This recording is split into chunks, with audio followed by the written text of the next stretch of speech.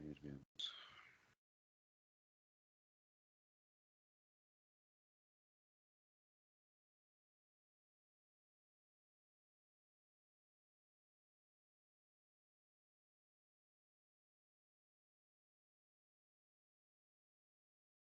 Bueno, doctores, mil disculpas por los retrasos que hemos tenido y en todo caso ya están en exámenes, creo que comienzan exámenes de ustedes esta semana, ¿no? Y luego de las vacaciones que se dieron en las playas, pues bueno, estar tranquilos y listos para los exámenes. Chévere. Verán, yo solamente quería aclarar ciertas cositas de lo que es el enfisema, perdón, sí, el enfisema pulmonar y lo que son las atelectasias. Entonces, para que quede claro ciertas cosas en ustedes y cuando vean especialmente radiografías, ustedes puedan identificar tranquilamente lo que es un enfisema pulmonar y lo que es am, una atelectasia, ¿no es cierto? Entonces, no sé si tienen ustedes en la presentación anterior, la de ustedes, pero bueno, en todo caso solamente vamos a dar ciertos conceptos nada más de lo que es, primeramente lo que es el enfisema, ¿no es cierto? O sea, ¿qué quiere decir enfisema? Vamos a hacer solamente conceptos así rápidos y de lo que les interesa saber a ustedes y nada más, para que no se aburran porque ustedes tienen que ir a dar exámenes o clases, no sé. No, no pude estar temprano ni ayer porque siempre me llaman desde el hospital para las interconsultas y hoy de mañana estuve atendiendo a las llamadas no sé si le conocen, al ex Bombita Lara, al ex presidente de la República. La esposa está un poco malita, entonces me estaban llamando hasta hoy de mañana. Entonces por esa situación ya tuvimos un montón de retrasos. Entonces, eh, ya mismo me han de volver a llamar. Es más, entonces vamos a tratar de hacer conceptos rápidos y para que quede claro ciertas cosas en ustedes. Bueno, con respecto al enfisema, doctores. eh, el enfisema simplemente se trata de la presencia de aire en alguna parte de la estructura del pulmón, pero en forma exagerada. Normalmente entra aire por las vías respiratorias y entra hasta los alveolos, ¿no es cierto? Pero la característica del enfisema es que va a haber demasiado aire atmosférico en una parte determinada del parénquima pulmonar. ¿Y a qué se debe? ¿A qué se debe a que exista una gran cantidad de aire en una parte del pulmón? Cuando existe, cuando existe destrucción de las paredes alveolares o desde los bronquiolos respiratorios hasta los sacos alveolares, ¿sí? Bronquiolos respiratorios a sacos alveolares. Y como ustedes saben, los sacos alveolares están pegados unos con otros, ¿no es cierto? Están separados apenas por milímetros. Entonces, esos sacos alveolares, las paredes de los alveolos suelen destruirse. Al destruirse, se unen unos sacos alveolares con otros, ¿no es cierto? Más o menos imagínense ustedes la estructura de un saco alveolar. El saco alveolar está unido por varios alveolos, ¿no es cierto? ¿Sí? Entonces, esos sacos alveolares se destruyen las paredes que están unos con otros y se unen y se forman una sola cavidad. Vayan imaginándose. Forman una sola cavidad. Entonces, de lo que era así, un acino, ahora la unión de dos acinos se vuelve grande, ¿no es cierto? No sé si me hago entender. Un acino alveolar es así, más o menos cada dedo de mi mano representa un alveolo. Acá está otro acino. Pero al romperse estas paredes se forma una sola cavidad, por rotura de de las paredes de los sacos alveolares. Entonces forma una cavidad mucho más grande. Y esa cavidad está unida a bronquiolos, a bronquios mucho más de mayor grosor, de mayor calibre que los bronquiolos respiratorios. Entonces, ¿qué es lo que va a pasar? Como existen esos sacos ya unidos y, así, y formando cavidades más grandes, el aire atmosférico que entra expande más, ¿no es cierto? Y por esta situación, el aire que entra a esa cavidad, nosotros, como ya vamos a ver, radiográficamente se ve en las imágenes como una imagen radiolúcida, totalmente radiolúcida, es decir, negro, ¿no es cierto? Entonces, esa es la característica principal por la que, cómo se presentan los enfisemas, ¿no es cierto? Ahora, existe una clasificación que dan a los enfisemas, ¿no es cierto? Le clasifican al enfisema centrolobuliliar. Enfisema centrolobuliliar. Este enfisema constituye el 95% de todos los enfisemas que existen. Es del principal, es del que con mayor frecuencia se presenta. El 95% de los enfisemas son los centrolobuliliares. ¿Ustedes se acuerdan qué son los lobulillos sí, los lobulillos? ¿Cómo están formados? Doctor Jefferson, ¿usted se acuerda cómo están formados los lobulillos? Sí se me ha escuchado. Sí, Buen día. Eh, los lobulillos pulmonares están formados por el conducto respiratorio. eh, También está formado por los alveolos y, eh, y algo más me falta. Creo que era eso. sí, No prácticamente recuerdo. es eso. Sí. ¿Sí? O sea, están formados por los bronquiolos respiratorios, ¿no es cierto? Por los sacos alveolares. Eso está constituido el centro lobuliliar, porque el lobulillo viene a ser el elemento principal del parénquima pulmonar, ¿no es cierto? Entonces, la mayor parte de los enfisemas están centrados en estos lobulillos, en la unión de los bronquiolos respiratorios con los sacos alveolares. La mayor parte de los enfisemas se da la destrucción a ese nivel de las paredes, formando cavidades grandes. O sea, el enfisema centrolobuliliar constituye el 95% de todos los enfisemas pulmonares. Es el principal, por destrucción de las paredes de los bronquiolos respiratorios y de los acinos alveolares. Luego, en menor porcentaje se encuentra el enfisema panacinar. El panacinar solamente constituye la destrucción de los acinos alveolares. O sea, ya no compromete más estructuras como los bronquiolos respiratorios. Sí, en el centro lobuliliar afecta todo lo que es bronquiolos respiratorios, sacos alveolares, sí, todos los alveolos. En el panacinar solamente afecta los acinos centrados ahí. Otra clasificación que existe es del paraceptal. Antes del paraceptal, o sea, hay que recordar que el centro lobuliliar, la que decíamos primerito, el enfisema centro lobuliliar se presenta especialmente en el lóbulo superior, principalmente en el lóbulo superior. En cambio, el paraceptal, en cambio, se encuentra ubicado en las partes periféricas, junto a las pleuras. ¿Sí? El paraceptal se encuentra localizado especialmente pegados o cercanos a las pleuras, estos enfisemas paraceptales.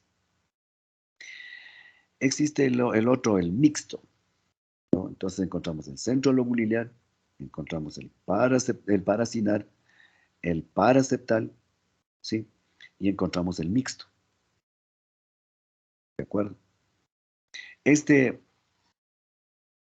Este mixto, o sea, es una combinación de la rotura de las paredes de las paredes de los bronquiolos respiratorios, de los acinos, de los sacos alveolares, ¿sí? Y constituyen y van a formar espacios mucho más grandes, es decir, una combinación del centro lobuliliar con el panacinal, ¿sí? Van a formar eh, cavidades mucho más grandes, ¿sí? Donde existe mayor cantidad de ingreso de aire atmosférico y van a dar sus síntomas correspondientes. Cuando ustedes encuentren estos enfisemas grandes, en la parte central ustedes no van a ver absolutamente nada de vasos sanguíneos. No van a ver parénquima pulmonar, especialmente en estos mixtos. Normalmente en la radiografía ustedes van a ver líneas blancas que corresponden a vasos sanguíneos. Pero cuando existe un enfisema pulmonar, ustedes no van a ver vasos sanguíneos. Van a ver totalmente negra la imagen, es decir, radiolúcida. No van a ver para nada vasos sanguíneos en ese lugar. ¿Sí?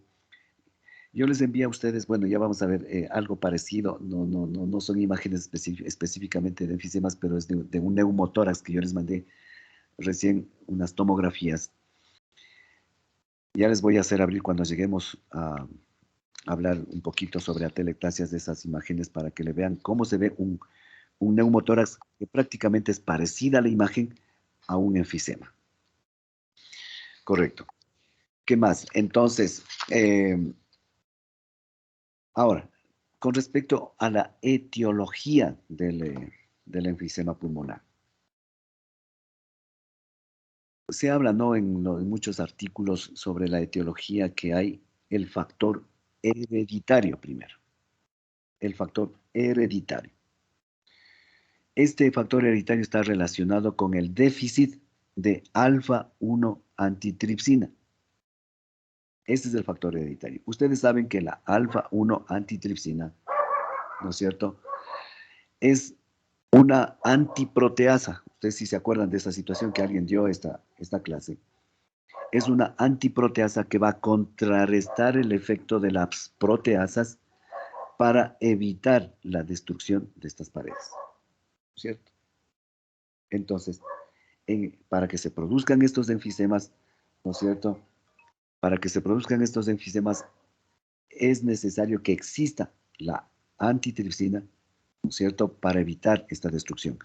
Pero como existe déficit de la antitripsina, entonces las proteasas destruyen las paredes de los alveolares o de los sacos alveolares y se hacen grandes las cavidades. Entonces, este es el factor hereditario principalmente por déficit de alfa-1 antitripsina. Ahora, también existen los factores, los enfisemas adquiridos, ¿no? Estos enfisemas adquiridos son por causas externas o por causas internas, ¿no es cierto? Dentro de este enfisema adquirido vamos a encontrar el enfisema toracógeno. El enfisema toracógeno. ¿A qué se debe este enfisema toracógeno? Ustedes saben, y hablamos al inicio dentro de fisiología respiratoria, que existen cambios en la caja torácica por el envejecimiento. Existe especialmente las vértebras, yo les indicaba también las vértebras, donde existen colapso de los cuerpos vertebrales, existe colapso de los discos intervertebrales, ¿no es cierto? Existe la cifosis fisiológica de la columna dorsal, todos y la calcificación de las articulaciones esternocostales, condrocostales, ¿no es cierto? Al existir estos cambios, lo que va a producir, ¿se acuerdan que yo les decía? El famoso tórax en tonel, ¿sí? Este tórax en tonel lo que va a hacer es que aumente el diámetro anteroposterior. Al aumentar el diámetro anteroposterior va colapsando, va traccionando hacia afuera y puede haber rompimiento de del tejido parenquimatoso y provocar en ciertas partes enfisema pulmonar. Entonces, el enfisema adquirido, ¿no es cierto? El enfisema adquirido, dentro de este encontramos el enfisema toracógeno, que puede deberse, ¿no es cierto?, a alteraciones o cambios fisiológicos de la caja torácica, causar tracción y causar estos enfisemas.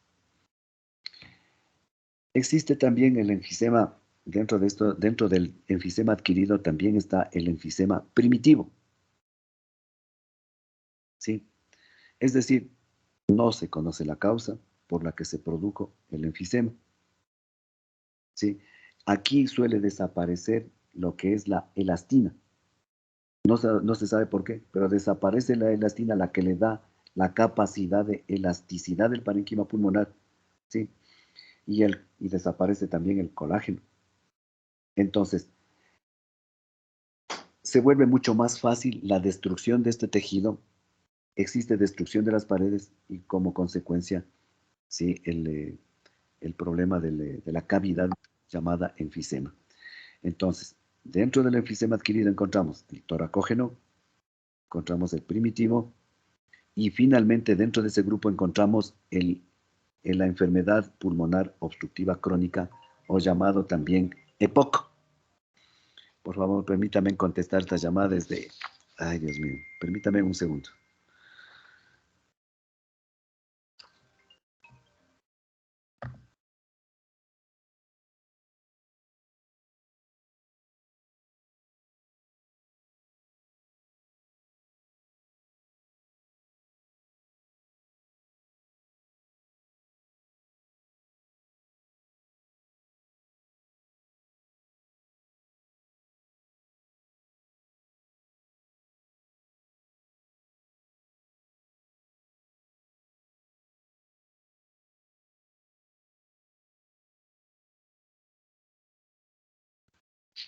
Bueno,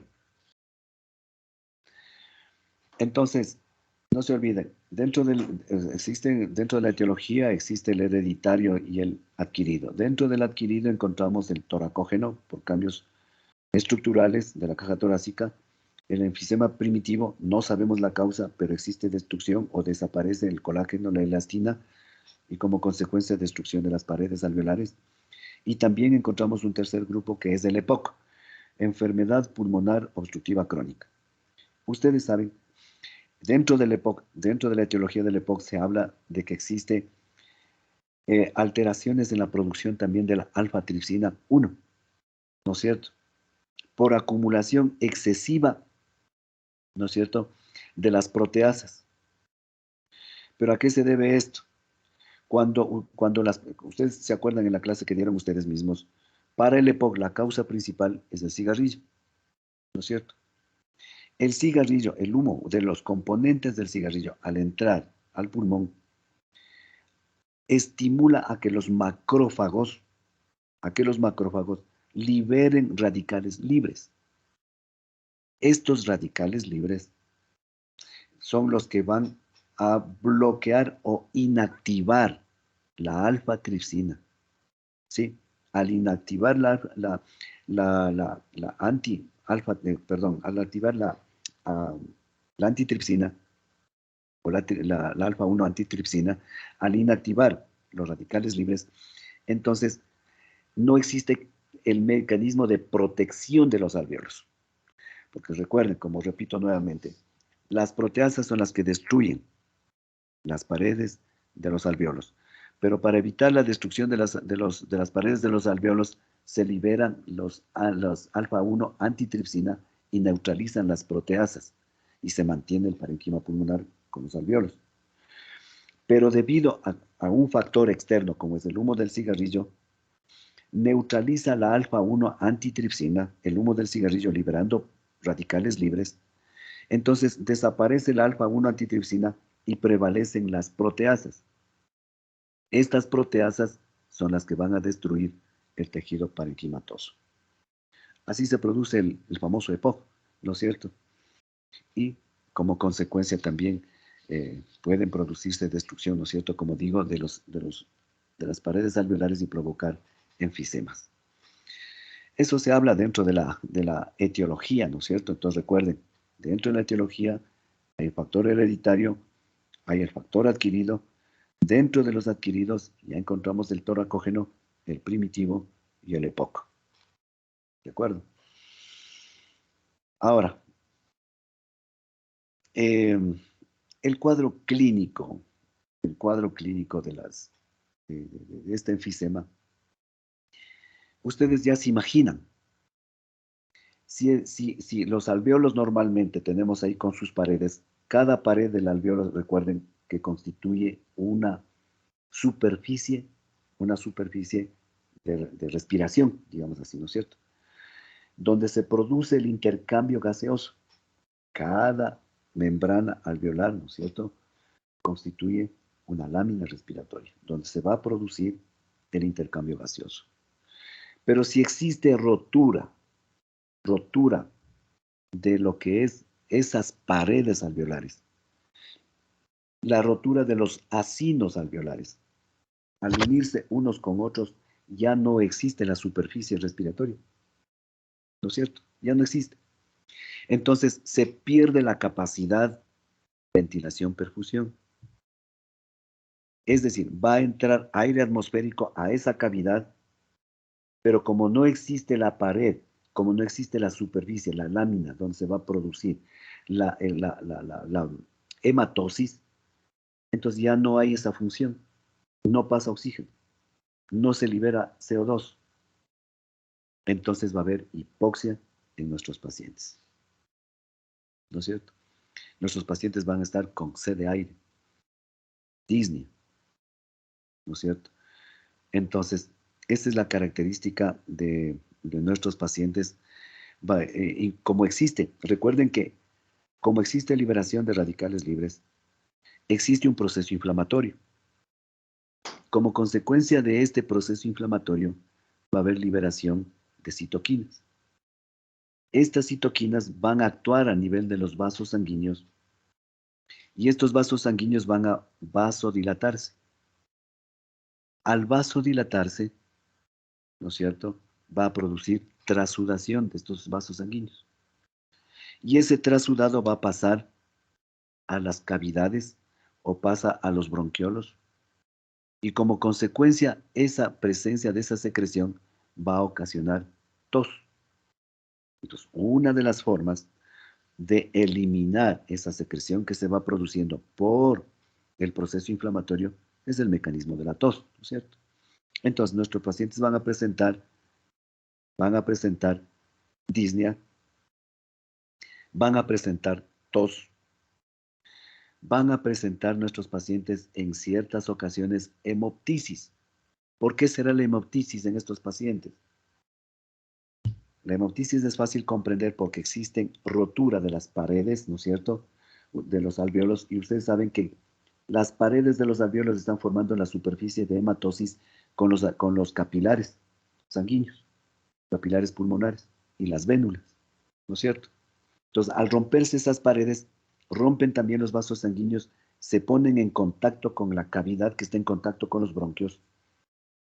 Y entonces esa cantidad o pequeñas cantidades de sangre que salen a los alvéolos o a los acinos rotos o al enfisema van a estimular tos. Entonces se va a eliminar secreciones herrumbrosas o a veces dicen hemoptisis. O sea, tose y bota sangre. En muchos casos, no es frecuente, no es en todos los casos, pero cuando existe rotura de esos vasos sanguíneos sí puede estar eliminando con el mecanismo de reflejo de tos, flema con sangre, hemoptisis, ¿no es cierto? Eso puede ser la característica también de estos pacientes. ¿Qué más va a presentar dentro de la clínica?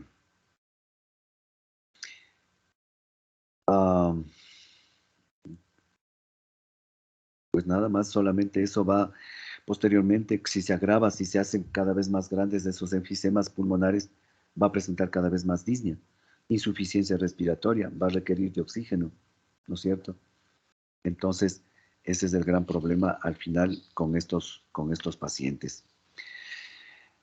Ahora, el tratamiento en sí de estos enfisemas pulmonares, si tenemos que la causa de estos enfisemas pulmonares es es el EPOC.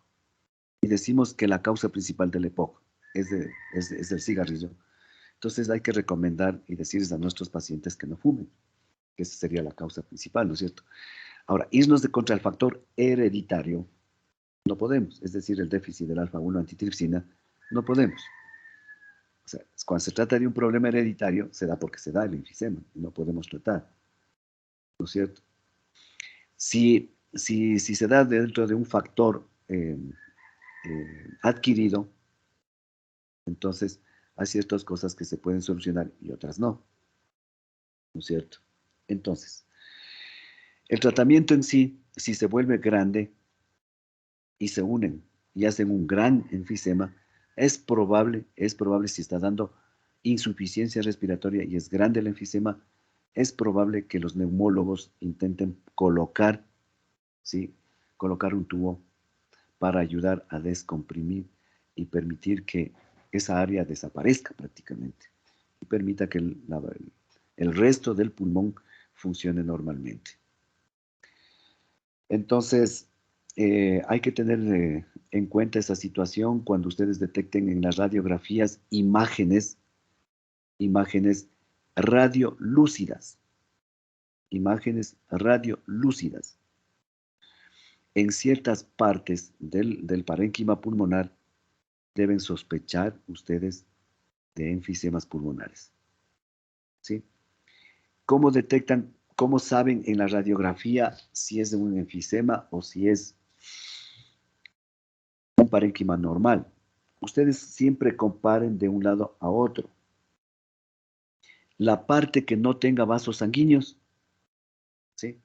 Ese segmento, esa parte del parénquima pulmonar que no tenga vasos sanguíneos, eso es un enfisema. Se lo ve clarísimo, ¿sí? En una parte que sea un parénquima pulmonar, siempre va a haber vasos sanguíneos, va a haber unos puntos radio opacos, que son líneas y que pueden corresponder a fibrosis en los adultos mayores. Entonces, eso da a entender que existe parénquima pulmonar.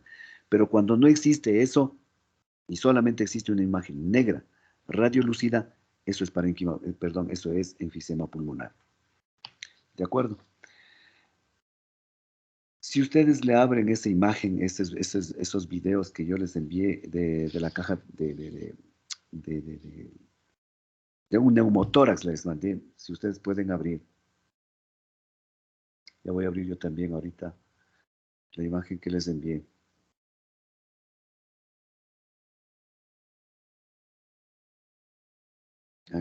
Al grupo de neumología HMI les envié.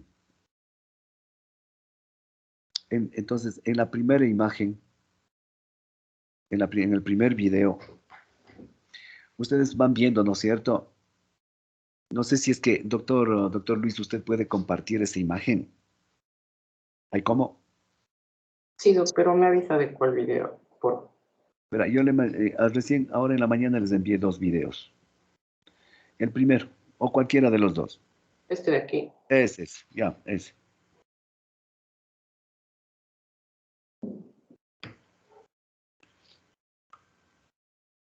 Cuando le diga deténgale, le detiene. Ahí deténgale, por favor. Ya. Ustedes ven en el pulmón derecho, eso, toda esa imagen para arriba. Ustedes compárenle eso con el pulmón izquierdo, donde está la manito. Ustedes hallan esta gran diferencia, ¿no es cierto? De que en el pulmón izquierdo existen esos puntos hiperdensos, ¿no es cierto? Hiperdensos, que son vasos sanguíneos. Los más grandes corresponden a atelectasias. Ahora, si ustedes comparan con el pulmón derecho, ¿no es cierto? En el pulmón derecho no existe ninguna de esas imágenes hiperdensas. Entonces, esta imagen les envié para que ustedes diferencien entre el parénquima pulmonar que tiene vasos sanguíneos y la parte de la estructura de la caja torácica que no tiene vasos sanguíneos. Eso es aire. Eso es, en este caso, es un neumotórax porque es totalmente grande, ocupa casi toda la cavidad pulmonar. Esto es un neumotórax. Pero así se presentan también los enfisemas pulmonares, sin vasos sanguíneos. Córrele el video, doctor.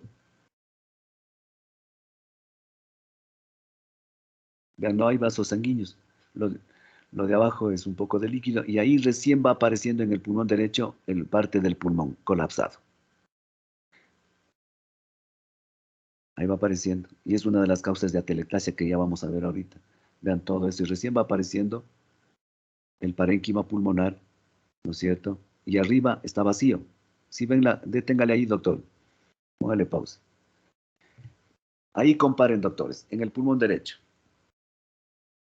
Ustedes ven en la parte superior, ¿no es cierto? Totalmente una imagen hipodensa, negro. Y hacia abajo encuentran uno de los lóbulos. El lóbulo, este es el lóbulo medio. ¿Sí? Entonces vean la diferencia entre el sitio vacío que está solamente aire y el lóbulo medio y el lóbulo inferior que sí tiene vasos sanguíneos. ¿No es cierto?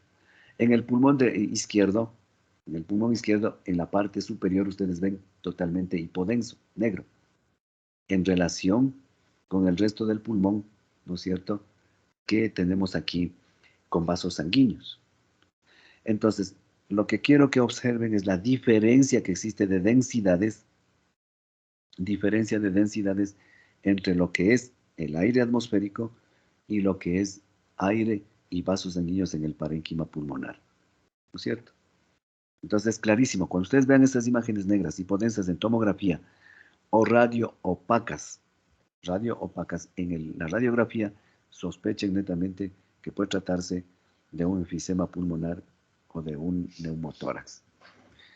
Correcto. Lo que ven abajo en el pulmón derecho es un derrame pleural, ¿no? Ven esa imagen con una línea, ¿sí? Eso es derrame pleural, esa imagen. Todo lo de abajo, eso es derrame pleural. Lo mismo en el izquierdo, ¿no? Lo mismo en el izquierdo tenemos ahí, todo eso es derrame pleural. Correcto, entonces aquí tenemos derrame pleural, tenemos un pulmón colapsado. Acordarás de esta imagen porque en atelectasia, una de las causas de atelectasia es justamente causas externas, como el neumotórax. Atelectasia, una de las causas de atelectasia. Entonces aquí tenemos neumotórax, tenemos un pulmón atelectesiado, tenemos derrame pleural, ¿no es cierto?, en esta placa. Córrale, doctor.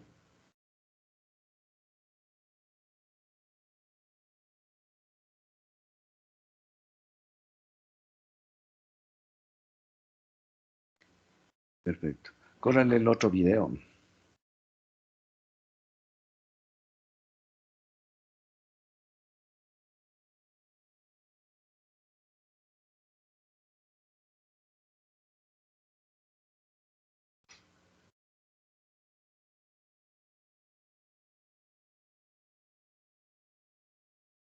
Bueno, es del mismo paciente, ¿no?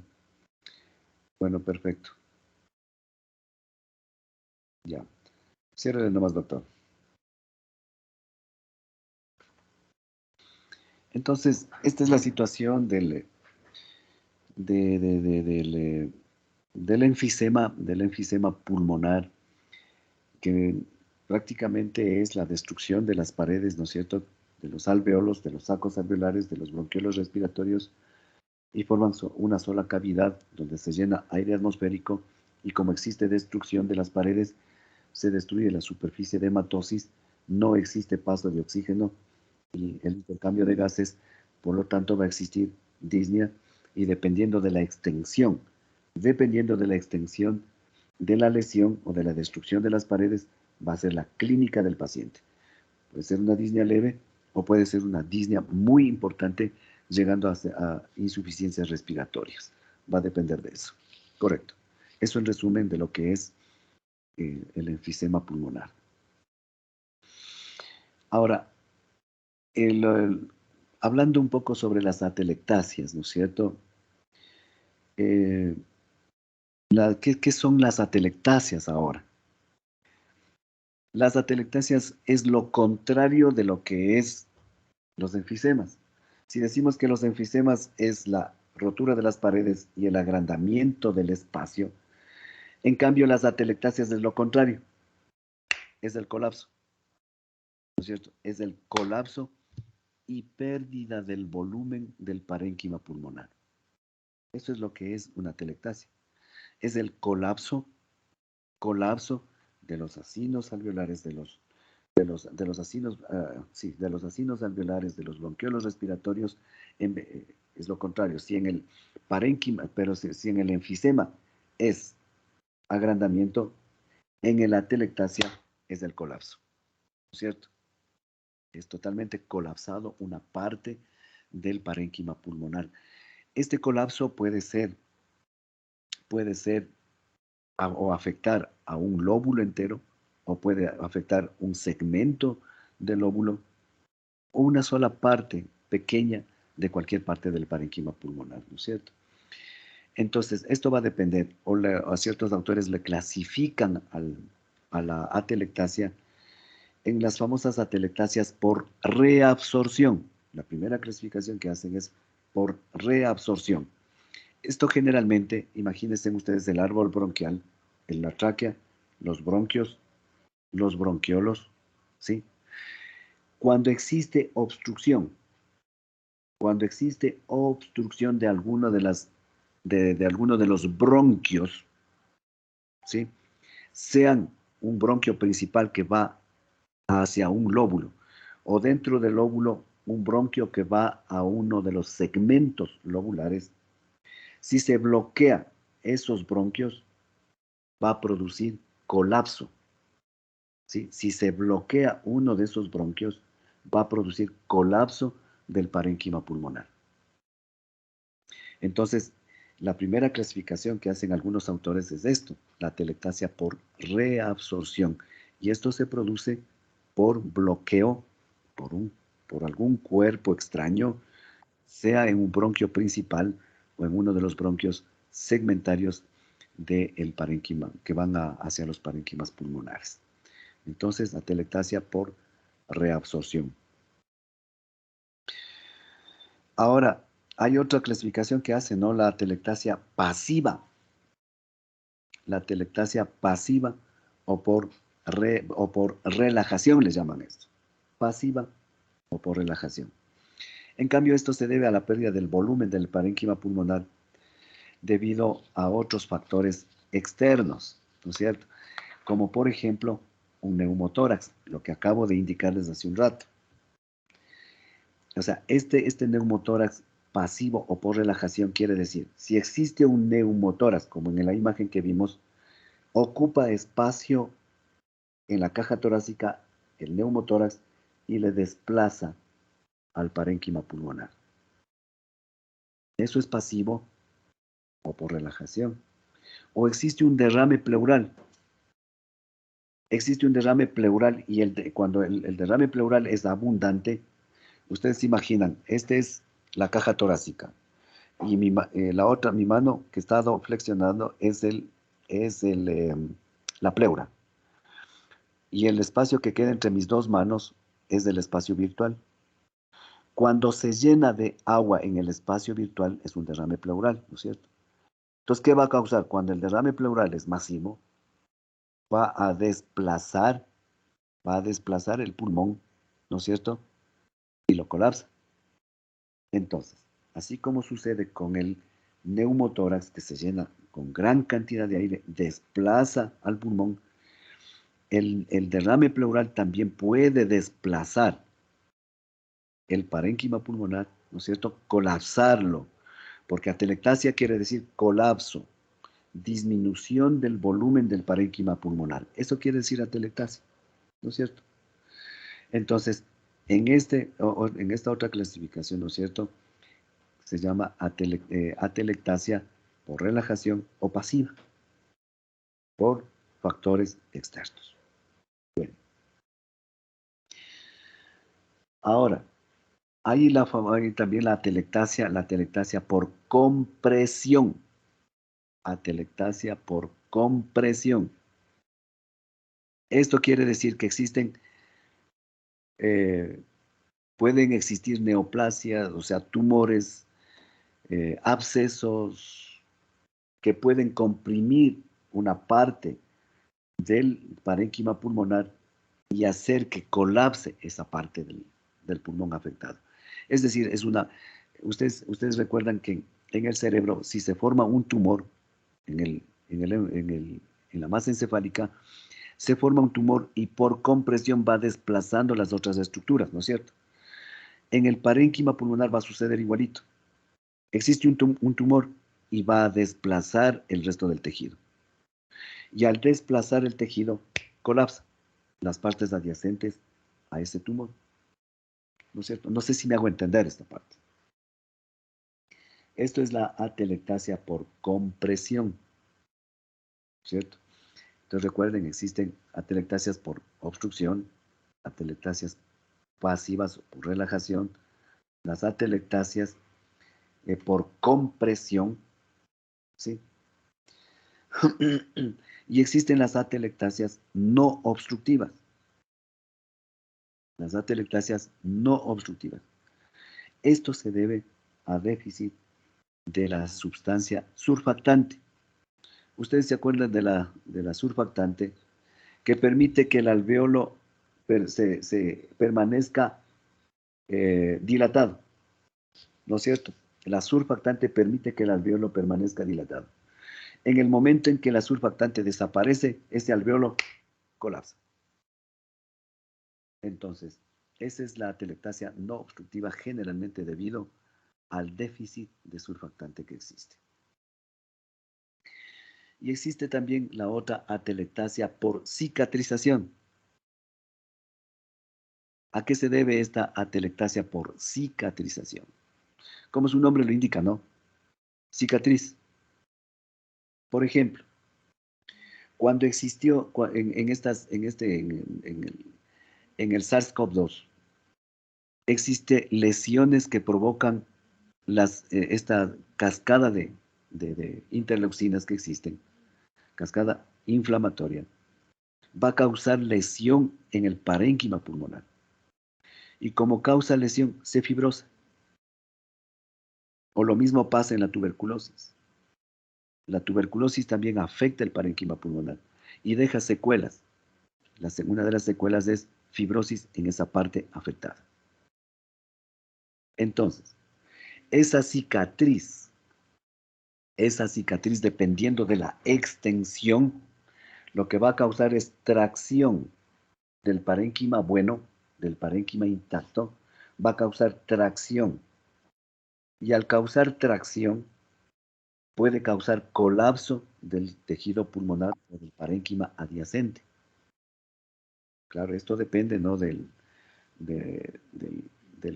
grado de extensión o de la cicatriz que tenga ese paciente.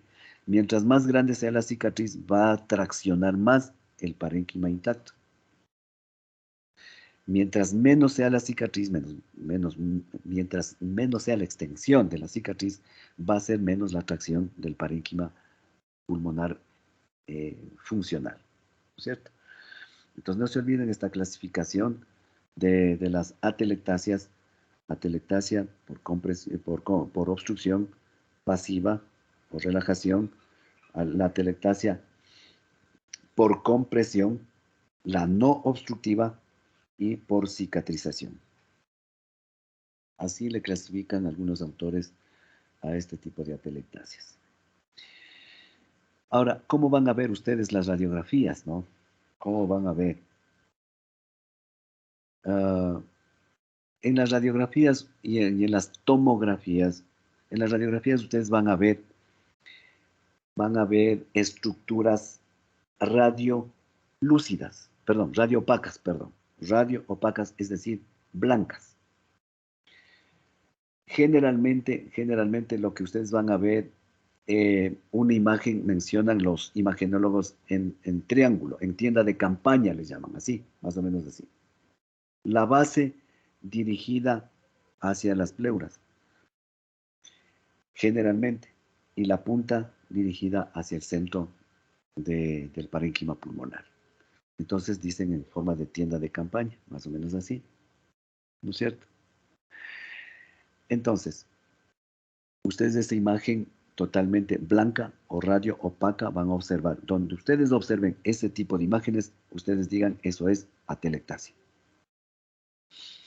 Y en las tomografías ustedes van a ver imágenes de, yo no sé si tengo esas imágenes. A ver.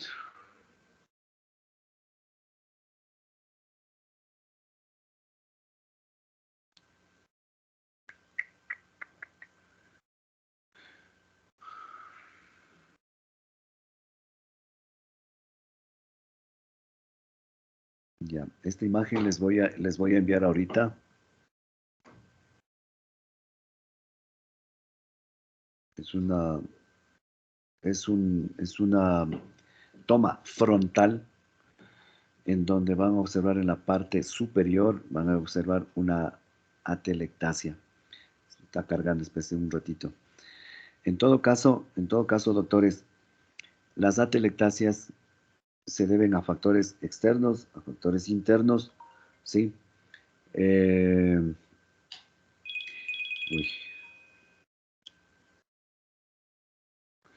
Entonces, van a deberse a factores internos, a factores externos que van a causar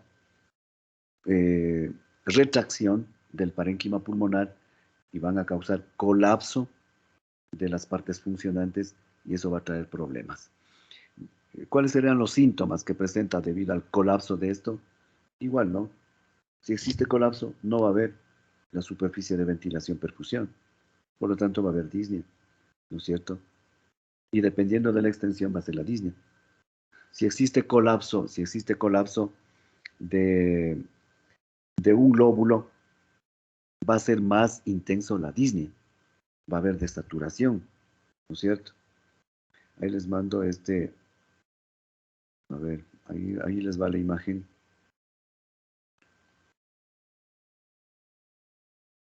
En un ratito. Ha estado muy pesado Ha estado muy pesado el pack. Ahí va, está cargándose. El otro síntoma que puede presentarse hasta que se envíe, el otro síntoma que va a presentarse es dolor torácico. Ya se fue la imagen. Va a haber dolor torácico. Más aún si es que esa atelectasia está pegada a la pleura, ¿sí? Esa imagen triangular, si está pegada a la pleura, va a haber retracción. A lo que hay retracción, como está pegado a la pleura, eso va a causar dolor. Cuando está en el centro del parénquima pulmonar, las atelectasias, casi no hay dolor. El dolor va a ser torácico cuando estén pegadas las atelectasias a las pleuras.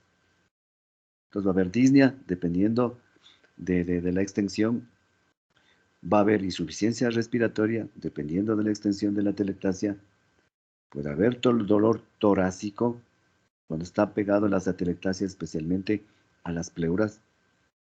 Puede haber como reflejo tos y no va a ser productiva, en este caso la tos, a diferencia del enfisema, que va a haber tos con expectoración, puede ser herrumbrosa o puede ser hemoptoica, ¿no es cierto? No sé si ya le abrieron el video. Ábrale en el video, por favor. Ponle proyecto. ¿Llegó? No. Sí, ya llegó.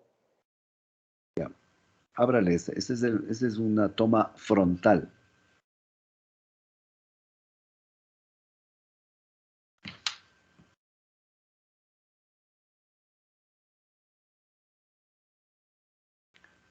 Ahí dale poniendo pausa. Ahí póngale pausa.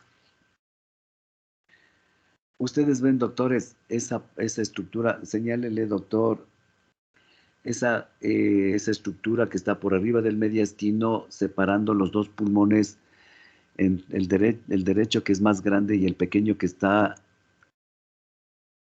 Eso. Esa es una atelectasia. Así se ven las atelectasias hiperdensas, ¿sí? De un proceso fibrótico, de un pulmón eh, que ha tenido antecedentes de EPOC. Entonces colapsa una parte del parénquima pulmonar y se ven de esa manera. Atelectasias, una imagen hiperdensa en tomografías. En las radiografías ustedes van a ver asimismo blanco, pero ya no es hiperdensa, sino se habla de radio opaco, o sea blanco, ¿sí? Correcto. Córrale nomás ese video, doctor. Eso, y ven restos.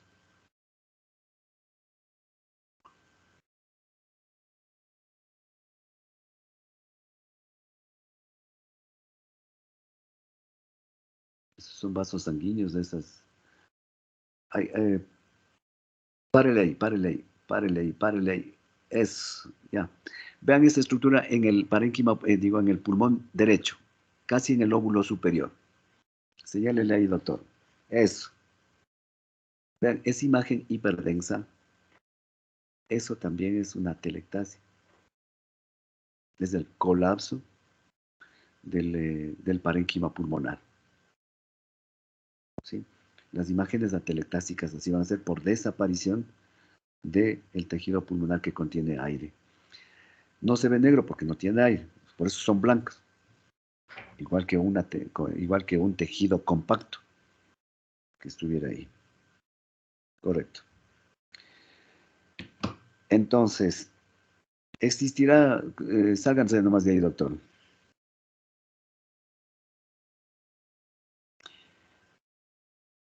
¿Existirá tratamiento para esto?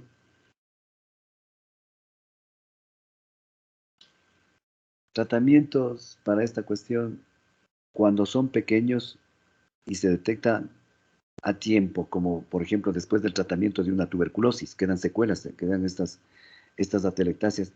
Necesariamente, doctores, ustedes tienen que enviar terapia respiratoria, ejercicios donde exista aumento de presión pulmonar.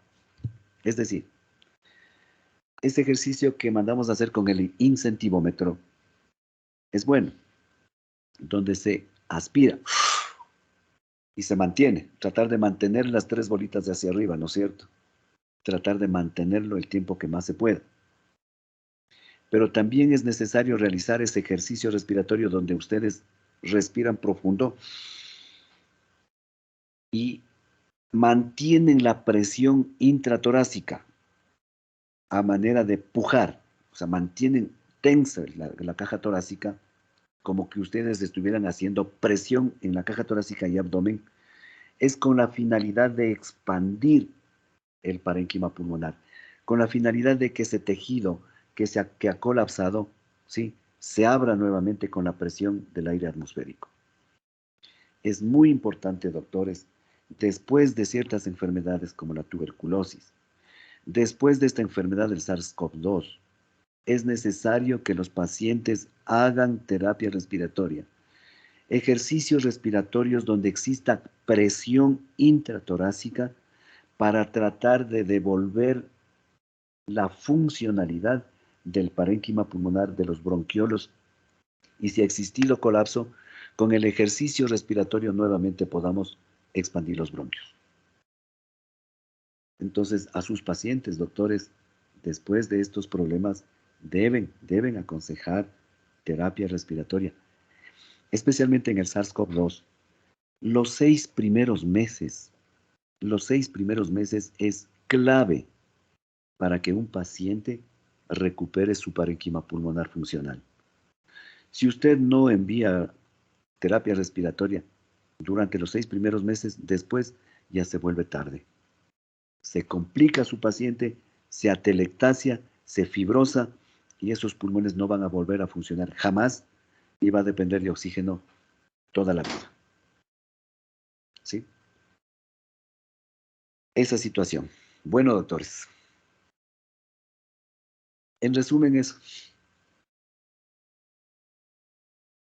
Espero que no les haya aburrido pura teoría de esta cuestión de lo que es el enfisema y de lo que es la atelectasia.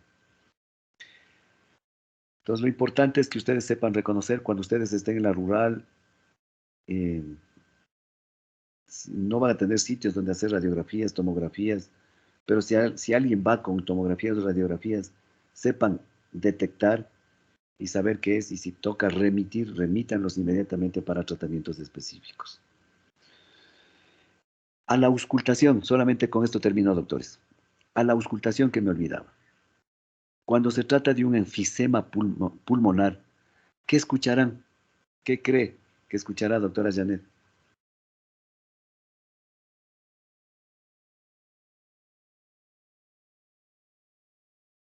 Doctora Janet. Sí, doctor, ¿sí me escucha? Sí. Bueno, debido a que los alvéolos están agrandados. mm,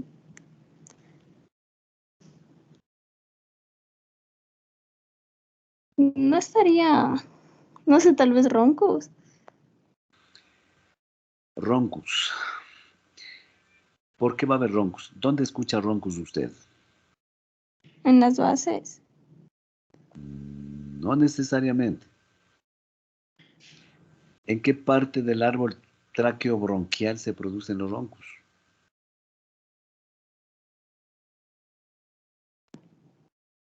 Eh,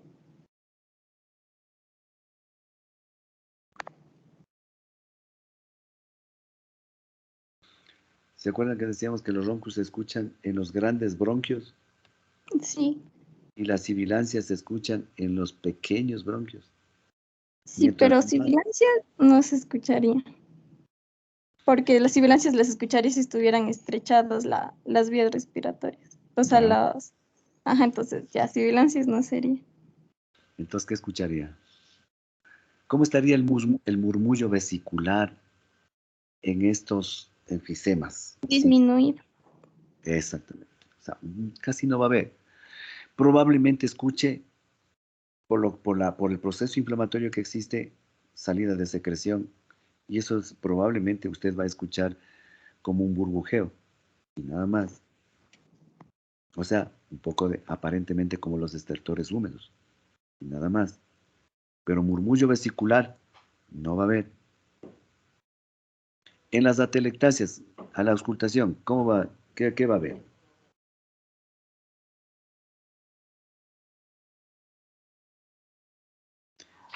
Doctor Juan Patricio.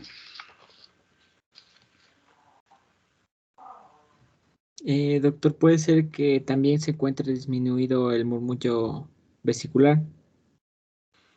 No puede, debe.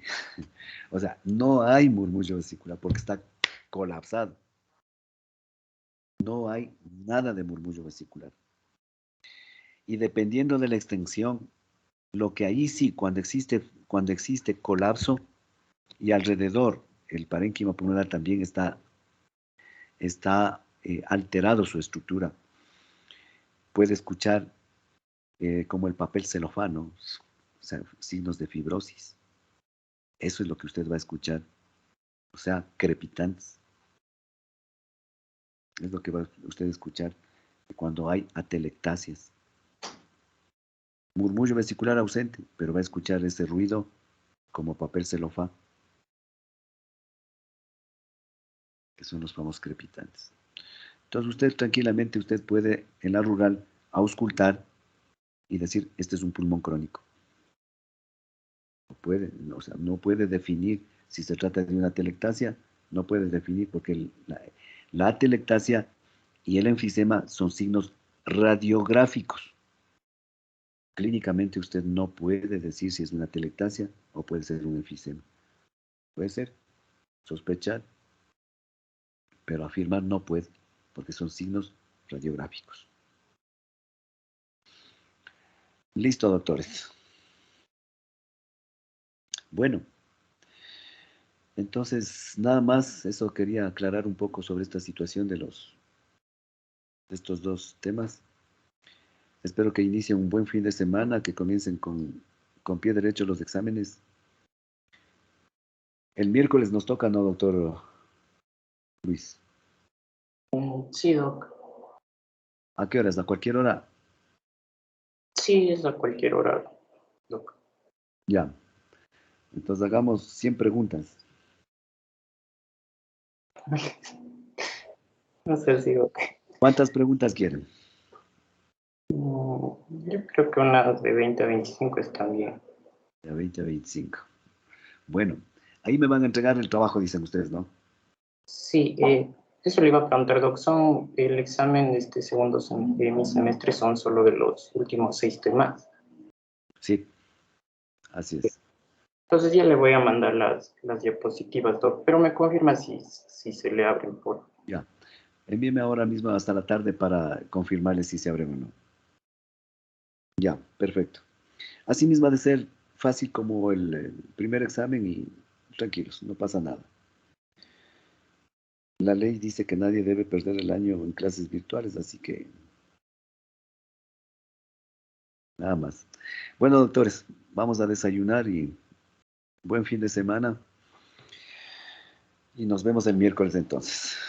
Antes de eso, quería, como representante de todo el curso, eh, darles las gracias por ser una excelente persona y por habernos hecho rotar, porque fue igual el único doctor que nos apoyó en ese sentido y creo que ya era necesario porque sentíamos que no estábamos aprendiendo muchas cosas, que teníamos muchos vacíos, pero usted nos trató de ayudar, nos hizo ir al hospital y que no sea tan monótono esto de las clases virtuales, porque ya llegamos a un punto de que nos saturamos y hasta nosotros mismos ya estábamos hartos de solo tener clases en línea.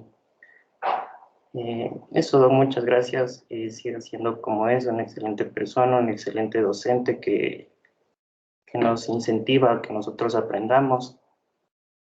Y eso, muchas gracias por este semestre. Chuta, sí es verdad, doctores. El estudiar vía virtual medicina es lo más catastrófico que puede existir en la vida. O sea, un médico no puede estudiar solamente vía virtual. Es terrible.